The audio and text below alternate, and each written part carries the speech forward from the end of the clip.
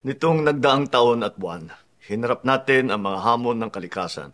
Malalakas na bagyo, magkakasunod na lindol, pagputok ng bulkan, at mga pagbaha. Sa gitna nito, naging matibay na sandigan ng bayan ang ating mga military at uniformed personnel o MUP. Hindi rin nawawala ang banta sa ating seguridad. Ngunit panatag ang sambayanan dahil nandyan ang ating kapulisan at kasundaluhan. Ang ating mga MUP ang unang sumasagot sa tawag ng tungkulin kahit kaakibat nito ang mga banta sa kanilang kaligtasan. Sa lupa, tubig o himpapawid, hindi kayo nagdadalawang isip na magsakripisyo ng inyong kaligtasan para sa kapakanan ng bawat Pilipino. Bilang pagkilala sa inyong walang sawang paglilingkod, dedikasyon at husay, ating itataas ang base pay ng MUP. Kasama rito ang lahat ng military and uniformed personnel mula sa Department of National Defense, Department of Interior and Local Government, Philippine Coast Guard, Bureau of Corrections, National Mapping and Resource Information Authority.